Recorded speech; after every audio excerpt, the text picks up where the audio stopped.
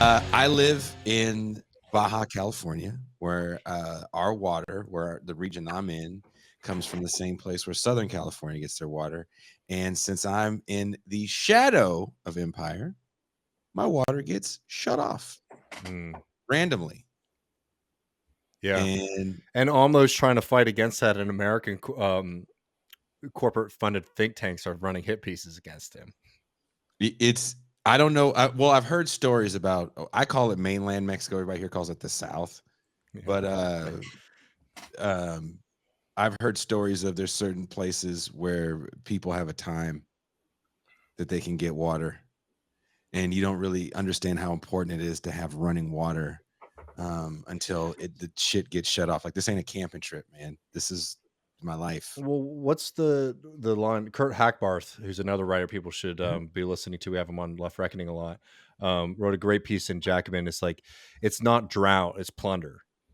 And I don't know the translation to that in Spanish, but like the water crisis there is not because there's a drought. It's because Coca-Cola and the company that makes Corona, I can't remember the name of the beer companies down there, but that owns all of them. But like they're export. It's like literally like a 1-to-1 of like what happened with the Irish potato famine, Mhm. where like they were producing enough food to survive, but they were exporting food to the London markets. Mhm. There's enough water in Mexico. It's actually one of the richest countries in the world when it comes to natural water resources.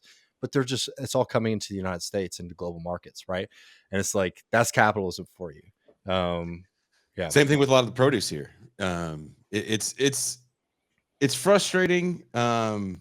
Again, I don't think people really understand climate change. Like, there's things that you're told to do here, like, hey, if you really want to water something, put some buckets around you when you take a shower, and there's your water for other stuff. It was kind of shocking to get that kick in the testicles, Mm. um, because you're not really ready for it. But I still can't afford the United States. I mean, when I go across the imaginary line, your people's gas prices, give me irritates my bowels. It's very scary stuff, man. No, I Tucson, mean, do you have any parting words? This was an awesome chat, an awesome talk. David, you really held court. Here for it. I suspect you're not really in the mountains, but that's okay. I know I The need to mountains get of something. I Austin. need to get something better than Yosemite. I don't know. I got them during the pandemic because I didn't want to clean my room. Um, The honesty is appreciated. I'm not Yeah, mad. I'm not mad at that. I think this is a super important topic. There's been a lot of tension between labor and environmentalism. A lot of education needs to be had on both sides. Once This is good. environmentalism, people stopped We looking at need it a lot. as cats with hemp pants and no job. hmm. Then I think you can see a real pivot. But I think the people that work, someone made a comment about people that turn wrenches. You know, you see environmentalists as kind of ideological, silly people that don't have their feet firmly planted in the real world. Um, Working in North Dakota actually was one of the more interesting places, because I did come across a few people that actually were very well educated within the environment movement, but there's Mm. there's a lot to be said about, well, I was unemployed for the last couple years, Mm-hmm. because I was there after '08. I was there in 2010, 2011. So a lot of people had lost everything. And one thing we have to remember on the left is that a lot of people are still reeling from '08. Oh yeah. That shit ain't over for a lot of people. A lot of people lost homes.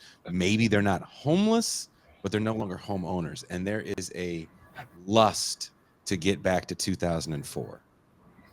Hmm. A lot of people just want to get back to 2004,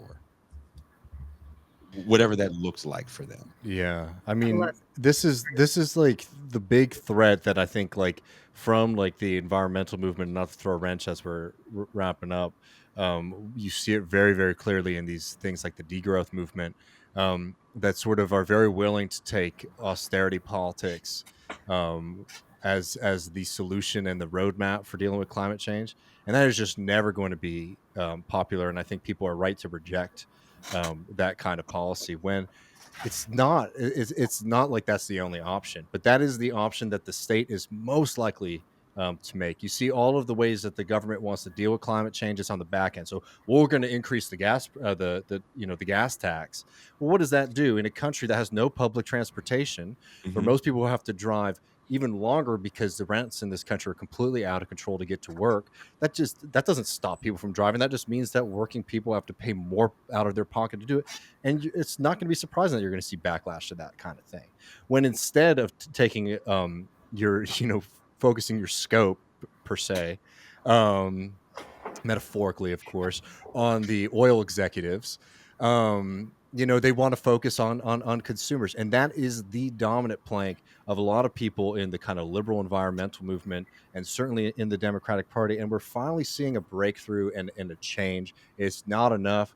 But I want to support the people who are doing that. If I could do a quick shout out, like a good organization here in Texas, Texas Climate Jobs Project, which is an offshoot of the AFL-CIO, which is trying to advocate for the just transition and these kind of policies that make it so we can decarbonize our economy without making the costs go on everyday working people, because people aren't going to want to vote for that, and I think, frankly, are right to reject that kind of stuff when the folks who made money are going to be let off scot-free, right? I noted it in the piece when it comes to environmental cleanup.